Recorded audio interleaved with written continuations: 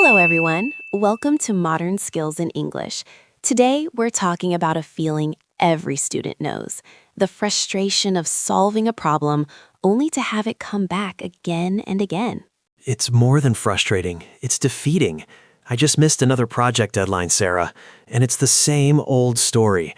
I told myself last month, this will not happen again. I planned better, I worked harder, and still here I am. It feels like I'm stuck in a loop, and I honestly don't know what I'm doing wrong. Why does this keep happening? That feeling of being stuck is the real problem, isn't it? Not just the deadline. Exactly. The missed deadline is bad, but the feeling that I can't trust myself to fix it, that's worse. Most students in your situation would focus on trying even harder next time. They believe the solution is more effort, more discipline. That's what I did. It didn't work. Because the problem isn't your effort. The problem is often the way we think about the problem itself. We spend all our energy fixing the leaves of a plant when the real issue is in the roots. Fixing the leaves? What do you mean? We fix what we can see, the most obvious, immediate issue. But that visible issue is often just a symptom. A symptom. Okay. So my missed deadline is a symptom of something else. Let's find out. Tell me, why did you miss the deadline? I procrastinated. I left too much work until the very end. That's the obvious reason.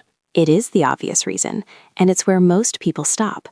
They say, the problem is procrastination, so the solution is to stop procrastinating. Which is useless advice. It's like telling someone who is cold to just feel warmer. Exactly. It identifies the problem but gives you no power to solve it. So let's go one level deeper. Why did you procrastinate? I guess I felt overwhelmed by the project. It just seemed so big. I didn't know where to start, so I did nothing. I did other smaller tasks instead. That's a very common feeling. Many people believe that feeling overwhelmed is just part of being a student. They accept it as a normal state of stress. It feels normal to me. But that feeling is also a clue. It's a signal that something in the process is broken. It's not a personal failure. So let's follow that clue. Why did the project feel so big and overwhelming? The instructions weren't very clear. There were 3 different parts, and I wasn't sure how they connected. I didn't have a clear first step. Now that is interesting. We've moved from an internal feeling, I felt overwhelmed, to an external factor. The instructions weren't clear. Do you see the shift? Yes, one is about me, and the other is about the information I was given. And one you can't easily change, while the other you can. This is a crucial step. We are looking for the underlying cause, the one hidden just below the surface. So the underlying issue was the unclear instructions. It's part of the story, but we can go deeper still. Why didn't you ask for clarification when you received the unclear instructions? I didn't want to bother the professor. And I thought maybe everyone else understood it and I was the only one who was confused. I didn't want to look stupid. Thank you for being so honest about that. That thought, I don't want to look stupid, is one of the most powerful forces in a student's life. It stops me from doing a lot of things. And most of us think that feeling is the end of the road. We think the reason is social fear, and we stop there.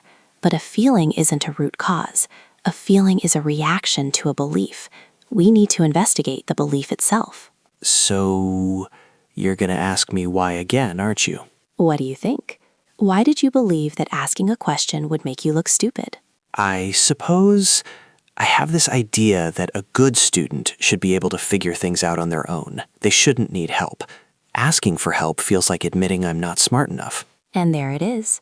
We started with a missed deadline. We went from procrastination to feeling overwhelmed, to unclear instructions, to a fear of looking stupid.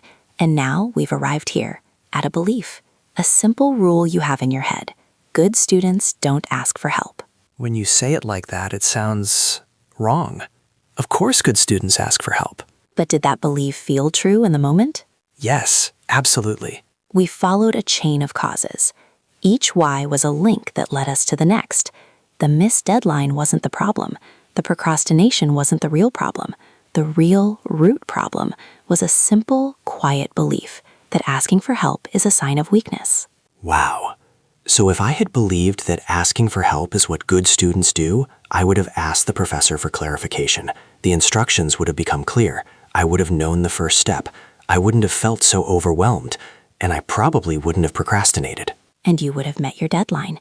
Which problem is easier to solve? Stop procrastinating or change my belief about asking for help? The second one, it's a single decision. The first one is a constant battle. So this is the method? Just keep asking why? It's a simple way to get past the surface. Some people call it the 5 whys.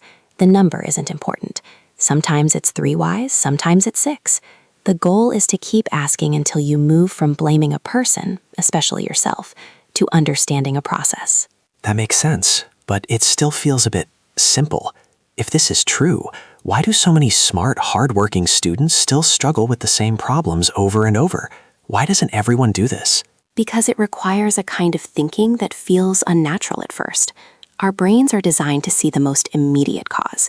The lion jumps out, so you run. You don't stop to ask, why is that lion here? My missed deadline is the lion. Exactly.